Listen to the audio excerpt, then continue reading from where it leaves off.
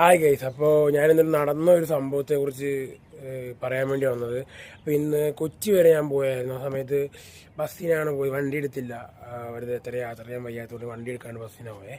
അപ്പോൾ അങ്ങോട്ട് യാത്ര നല്ലതായിരുന്നു. തിരിച്ച് ഇങ്ങോട്ട് വരുന്ന വഴി ബസ്സിൽ എൻ്റെ ഫ്രണ്ട് സീറ്റിൽ ഒരു ചേച്ചി ഇരിപ്പുണ്ടായിരുന്നു. ആ ചേച്ചിൻ്റെ അടുത്തൊരു പുള്ളി എന്നുവെച്ചാൽ പ്രായ ഒരു ആളുണ്ടായിരുന്നു. പുള്ളിക്ക് ഒരു 50-60 ഇടയ്ക്ക് വയസ്സുണ്ട്.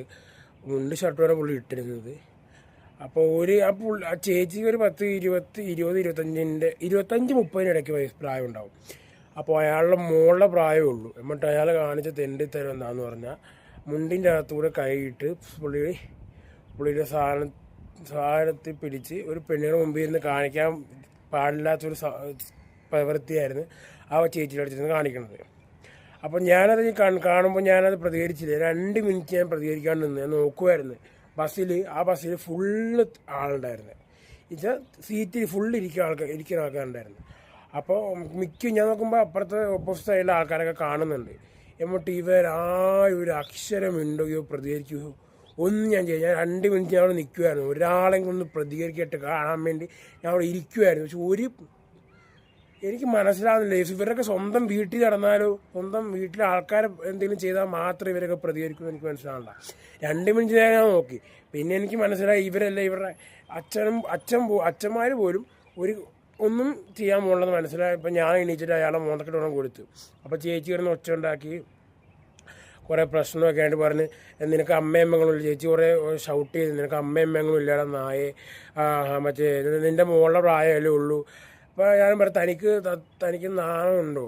സ്വന്തം മോളുടെ പ്രായമല്ലേ ഉള്ളൂ. അപ്പം ഞാനും കുറേ ആളെ പറഞ്ഞു തനിക്ക് തന്തയുണ്ടോ എന്ന് തന്നെ ഞാൻ ചോദിച്ചു. കാര്യം തൻ്റെ പ്രായത്തിൽ തൻ്റെ കല്യാണം കഴിക്കാൻ പ്രായമായ ഒരു മോളാണ്.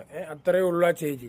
തനിക്ക് ഇത്രയും വൃത്തികേട് കാണിക്കണം തന്നെ വീട്ടിൽ പോയി കാണിക്കാൻ പാടില്ല. ഇവിടെ ഇത്രയും ഒരു സ്ഥലത്ത് കാണിച്ചതിനല്ല. അയാളുടെ മോളെപ്പോഴും ഒരു മോളെപ്പോലെ തോന്നുന്ന ഒരു ചേച്ചിയുടെ മുമ്പിൽ വെച്ച് ഇങ്ങനെ കാണിക്കുമ്പോൾ തനിക്ക് തന്തയുണ്ടോയെന്ന് തന്നെ ഞാൻ ചോദിച്ചു. അയാൾ വായിന്നൊന്നും അയാൾക്കൊന്നും പറയാനില്ല. കാരണം അയാൾ ചെയ്ത തെണ്ടിത്തരമാണെന്ന് അയാൾക്കറിയാം. അതുകൊണ്ട് അയാൾക്കൊന്നും പറയാനില്ല. അയാൾക്ക് മറുപടിയും പറയാനില്ല, തിരിച്ചൊന്നും പറയാനും പറ്റില്ല. കാരണം അയാൾക്കറിയാം അയാൾ ചെയ്ത തെണ്ടിത്തരം എന്താണെന്നും. ഓക്കെ ശരി ചേട്ടൻ, ഞാൻ ചോദിച്ചു ശരി ഓക്കെ നമുക്ക് നമ്മുടെ കാര്യം നോക്കാം. അപ്പോൾ ചേട്ടൻ നാളെ കല്യാണം കഴിച്ചു. ചോദിച്ചപ്പോൾ കല്യാണം കഴിച്ചില്ലെന്നാണ് പുള്ളി പറഞ്ഞത്.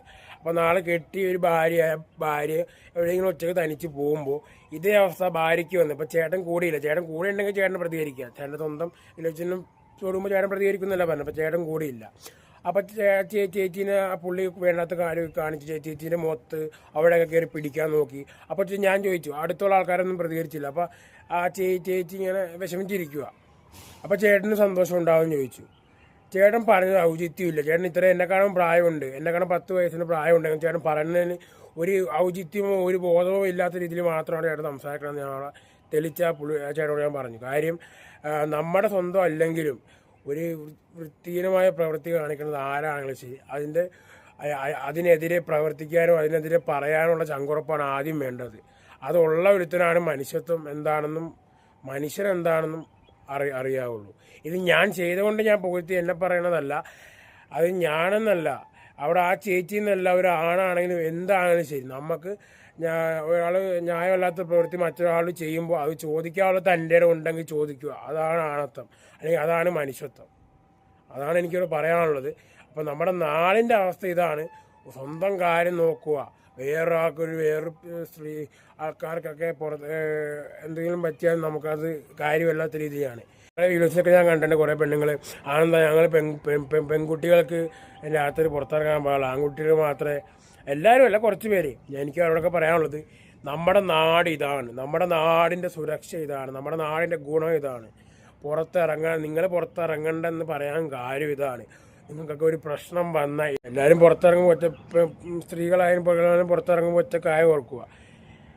എല്ലാവരും ഒന്നും കൂടെ പ്രതികരിച്ചൊന്നോ അല്ലെങ്കിൽ പ്രശ്നം വരുമ്പോൾ ഉണ്ടാവുമെന്ന് വിചാരിക്കേണ്ട. സ്വന്തം അവരൊക്കെ അവരുടെ കാര്യം നോക്കി നിൽക്കും. എല്ലാവരും എന്ന് പറഞ്ഞത് എല്ലാവരും ഉൾപ്പെടുത്തിയല്ല, അങ്ങനെയാണ് മിക്കവരും. പിന്നെ നല്ല ആൾക്കാരും ഉണ്ട്, ഇല്ലെന്ന് ഞാൻ പറയില്ല.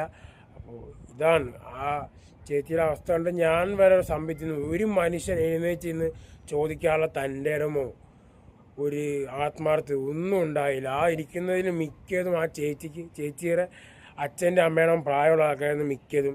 പിന്നെ 2-3 ചേച്ചിയുടെ പ്രായമുള്ളതും പിന്നെ എൻ്റെ പ്രായമുള്ള 2-3 പേരും ചേട്ടന്മാർ അത്രയൊക്കെ ഉണ്ടായിരുന്നു. ചേട്ടന്മാർ പോലും എന്നെക്കാളും നല്ല എന്താണ് വയസ്സുള്ള ചേട്ടന്മാർ പോലും അനങ്ങിയില്ല എന്നുള്ളതാണ് എനിക്ക് ഏറ്റവും കൂടുതൽ അവിടെ ദയനീയമായി തോന്നിയത്.